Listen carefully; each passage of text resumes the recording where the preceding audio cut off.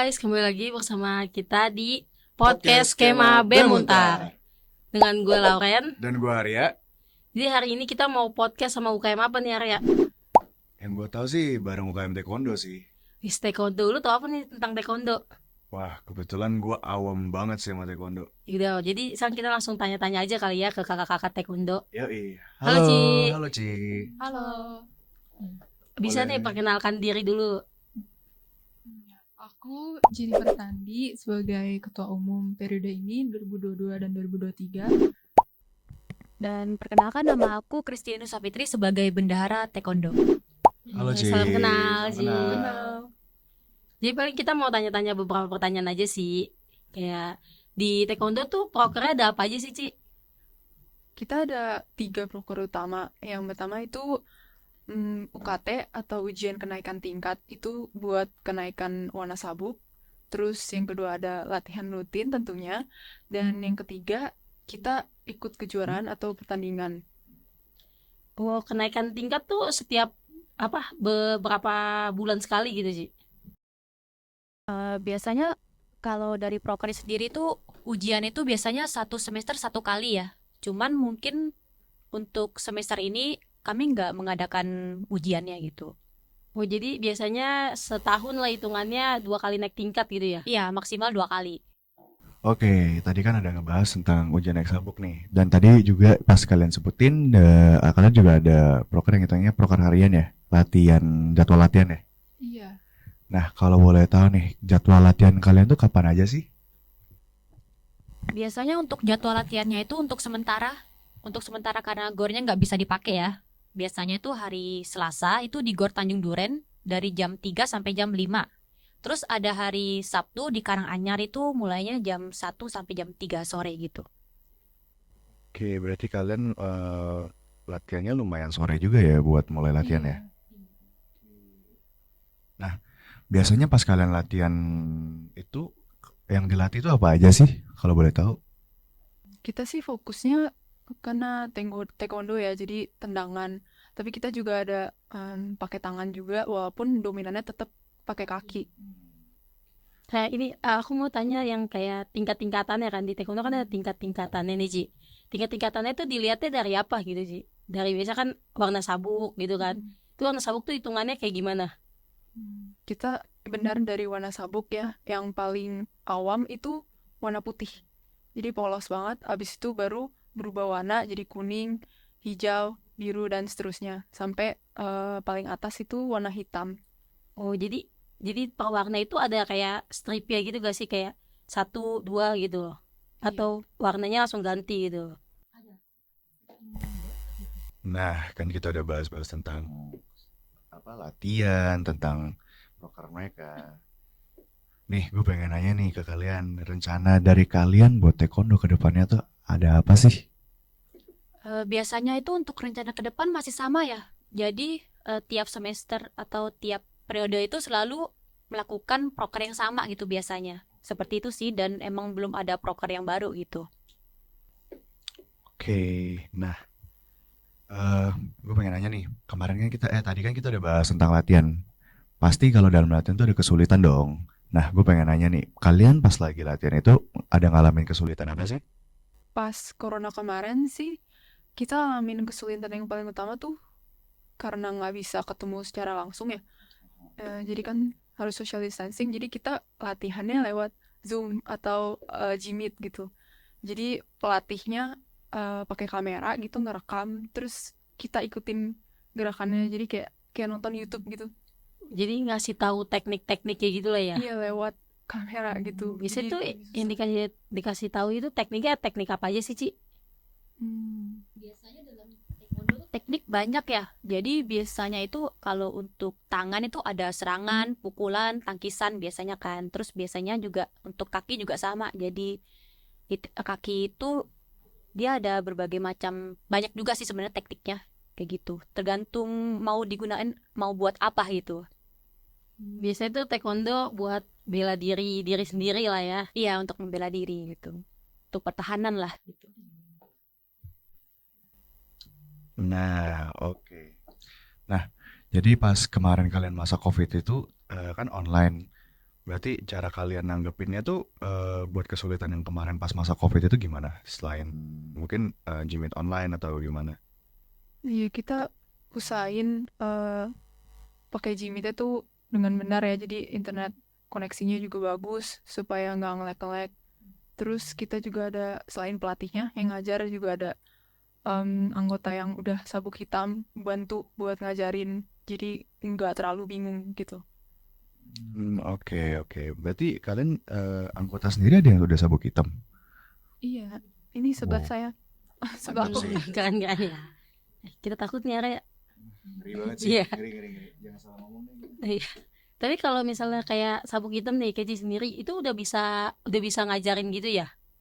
Iya, biasanya di Untari tuh aku biasanya juga bantu pelatih. Jadi liatin gerakan-gerakan mereka juga gitu secara nggak langsung gitu. Kalau emang ada yang salah itu aku bantu benerin kayak gitu. Tapi kalau misalnya di luar gitu, Cici ngajar juga atau kayak cuman latihan-latihan gitu? Iya, ada. Aku juga ada bantu pelatih sih ngajar di beberapa tempat kayak gitu. Nah, kan itu biasanya berarti Cici udah bisa ngajar-ngajarin nih. Gue pengen tahu dong Ci, teknik-teknik dalam taekwondo tuh, dalam bela diri taekwondo tuh ada apa aja sih? Untuk teknik ya, jadi teknik misalnya tangan itu ya kan taekwondo itu dari bahasa Korea ya. Maksudnya asalnya dari Korea. Teknik tangan itu ada biasanya buat basic ya, untuk sabuk putih itu diajarinnya misalnya untuk pukulan. Itu pukulan kan namanya jurigi ya. Jadi pukulan tuh ada pukulan ke kepala, ke ulu hati sama ke bawah. Jadi ada 3 gitu pukulannya. Dan untuk tangkisannya itu biasanya untuk sabuk putih itu diajarin tangkisan ke kepala sama tangkisan ke bawah dari deket area kemaluan gitu kan, atau tangkis ke Oke. bawah gitu. Oke. Baik. Terus kalau yang kaki? Untuk kaki itu basicnya biasanya ada 3 sih. Jadi ada apcagi itu tendangan yang ke atas. Ada dolio cagi itu biasanya tendangan yang dia tekniknya itu agak muter ya kakinya, agak muter ke samping. Terus ada balcagi tuh jadi nendangnya tuh sasarannya tuh dia ke bawah. Jadi kakinya naik terus hempasnya ke kepala, jadi kenanya dari atas ke bawah kayak mau nabok orang gitu. Oke, itu nabok orang pakai kaki gimana tuh caranya tuh? Tinggi banget berarti ya. Lentur gitu belajar. Nah, terus teknik-teknik taekwondo tadi itu tuh biasanya bisa dipakai buat apa aja sih? Buat bela diri doang kah? Atau buat perform juga bisa? Jadi kita biasa kalau kejuaraan gitu kan ada 2 bidang ya. Ada kyorugi itu yang lawan orang gitu, terus ada pumse itu yang buat nunjukin teknik ya, seninya gitu, kayak performance lah. Tapi biasanya kalian lebih dominan ikut lomba yang mana nih? Yang bela diri kah? Atau yang lebih ke perform aja? Kita dominan kyoruginya sih. Yang teknik apa? Lawan 1 lawan 1 kayak fighting sparring gitu. Oh, berarti kalian lebih sering yang ini ya, by one ya, ibaratnya ya. Jadi aku mau balik lagi nih Ci ke naik tingkat yang tadi kan. Naik tingkat tuh setahun bisa 2 kali lah ya. Naik tingkatnya itu ujinya kayak kali kita tampil nanti ada coach yang kayak oh iya nih udah bagus lu gue bisa naik nih atau 1 lawan 1 gitu. Enggak, kita bareng-bareng nih ujiannya. Terus nanti coachnya yang kasih tahu, arahin harus pakai teknik apa, terus kita yang peragain gitu. Nanti dia ada kayak form penilaiannya, buat nilai udah bagus apa belum. Oke, jadi kayak kuliah lah ya, ada nilai-nilainya gitu. Jadi kalau salah nggak dapat nilai, jadi bisa ngulang lagi gitu ya. Iya. Terus misalnya kalau sabuknya udah lumayan tinggi ya, misalnya udah sabuk hijau, biru sama merah itu biasanya ditambahin lagi. Jadi mereka tuh ada sparringnya gitu, ditambah sama sparring. Jadi mereka harus 1 lawan 1 gitu dia diliatin kayak gitu. Jadi 1 lawan 1 kayaknya biru sama biru gitu ya. Iya, lawannya. misalnya kalau masih sabuk yang baru-baru ikut kan, misalnya sabuk putih kuning itu masih belum ada sparring, jadi mereka baru teknik dasarnya aja gitu ditesin. Jadi kalau 1 lawan 1 gitu yang biru nih, biru lawan biru 1 lawan 1. Jadi yang satu kalau misalnya yang satunya tekniknya udah bagus nih, tapi kalah gitu pas 1 lawan 1 pas sparringnya. Jadi nggak naik tingkat. Enggak, maksudnya itu sparring itu buat liatin kemampuan dia gitu loh. Biarpun dia mau menang kalah itu bukan berarti dia nggak lulus gitu. Cuman diliatin aja ya biar tahu. Nah, kan tadi udah ngebahas tentang apa ya, kalian ikut peragainnya itu gimana kalau biasa ikut lomba. Nah, boleh ceritain nggak sih kalian tuh pengalaman kalian pas ikut lomba itu gimana sih? Pas first time aku ikut tanding gitu sih campur aduk sih. Tapi dominannya capek banget. Kenapa tuh? Perjalanannya waktu itu agak jauh ke venue-nya. Iya di Ciracas ya. Terus ada juga yang di Banten. Terus kita kan nggak langsung tanding ya. Pas nyampe ke venue-nya, kita harus registrasi dulu, daftar dulu, terus tunggu di gornya gitu di samping-sampingnya. Dan gornya juga walaupun luas tapi rame banget karena banyak banget yang ikut tanding pesertanya sama kayak teman-teman atau keluarganya juga ikut nonton gitu. Pas tandingnya sih seru banget.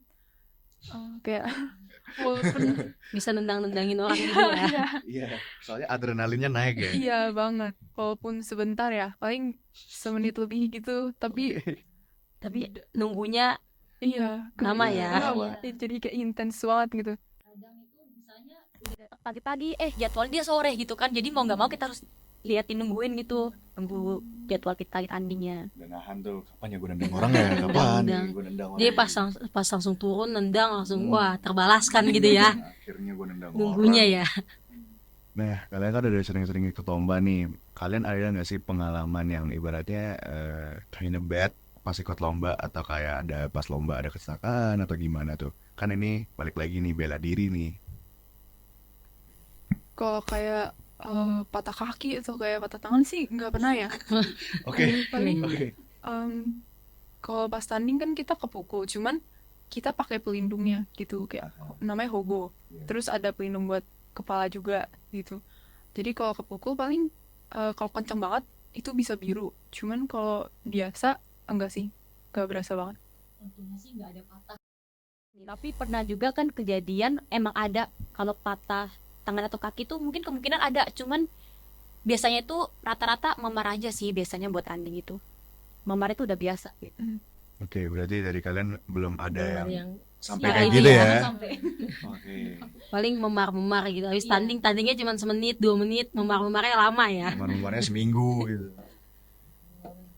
Nah, tadi kita udah ngebahas banyak banget nih di atas. Nih kita kali ini buat nanya buat teman-teman nih ya. Kalau ada mahasiswa yang ingin ikut ke UKM Taekwondo, tapi mereka awam banget nih, atau mereka nggak tahu banget nih tentang Taekwondo, itu mereka boleh join nggak sih? Boleh banget lah ya. Boleh banget. Nah, berarti masuk ke Taekwondo tuh ada syaratnya nggak sih?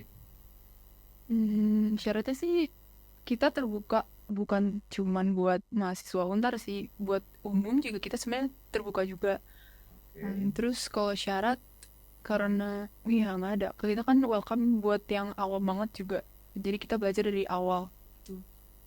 Oke, berarti buat mahasiswa atau siapapun yang tertarik sama Taekwondo, yang penting dia bisa nendang, bisa mukul ya. Berarti mereka boleh join gitu ya. Iya. Oke, boleh banget. Wah, sayang banget kita udah di penghujung podcast kali ini. Thank you Ci, udah ngeluangin waktunya buat datang bareng kita ngadain podcast di sini. Buat teman-teman juga sayang banget nih kita Di ujung acara. nih. Kita bakal ketemu di episode selanjutnya guys. Bye bye.